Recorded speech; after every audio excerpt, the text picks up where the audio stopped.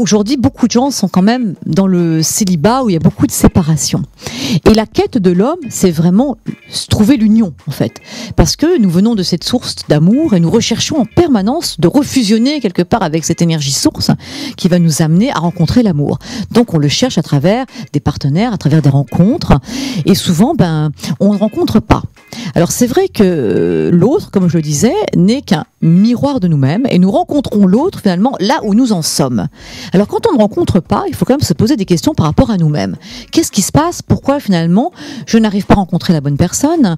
Ou pourquoi je répète des schémas et que je rencontre toujours finalement mes mêmes hommes ou les mêmes types d'hommes alors quelque part j'ai pas envie de vivre ça. Alors il faut comprendre que justement, comme je le dis, que l'autre n'est qu'un miroir de nous-mêmes et que l'autre va nous renvoyer là où nous en sommes dans la rencontre. Donc quand on ne rencontre pas, il faut se poser la question de qu'est-ce que j'ai encore finalement à travailler, à libérer, à regarder en moi qui ne me permet pas aujourd'hui d'aller rencontrer l'autre. Parce que quand on regarde l'énergie et l'univers, il y a l'abondance et que quelque part, on a tous une résonance, un être avec qui on peut partager. Et en même temps, il n'y a pas forcément l'homme d'une vie. Il y a des êtres qu'on va rencontrer, avec qui on va vivre des expériences qui peuvent être plus ou moins longues, qui vont nous apporter quelque chose fondamentalement et qui vont nous amener justement à regarder en nous ce qui a besoin d'être transformé, d'être libéré, pour pouvoir au plus aller vers ce qui nous convient.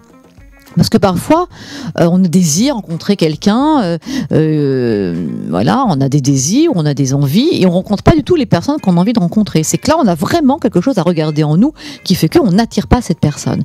Et puis parfois, on se met dans les peurs. On a tellement peur de pas rencontrer l'autre, quelque part, et qu'on crée la peur. Et puis, par moment, on attend tellement de l'autre, que l'autre, quelque part, il peut pas se placer. Et puis, il peut avoir, justement, on met une espèce de rétention dans la possibilité de la relation, parce qu'on est dans l'attente. Et puis, parfois, aujourd'hui aussi, dans notre civilisation, moi, je travaille beaucoup avec cette énergie du féminin sacré. La femme a aussi besoin aujourd'hui de retoucher encore plus à sa féminité, à sa douceur, à ce qui touche vraiment cette énergie du féminin sacré, pour pouvoir accueillir l'homme.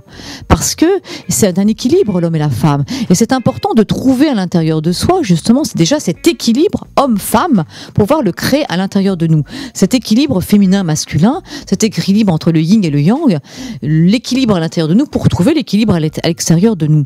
Et on est dans une civilisation aujourd'hui où la femme a, pour pouvoir s'imposer justement dans ce monde, a beaucoup développé son yang. Mais en développant son côté yang, donc masculin, elle ne laisse pas non plus la place à l'homme de se positionner dans son masculin.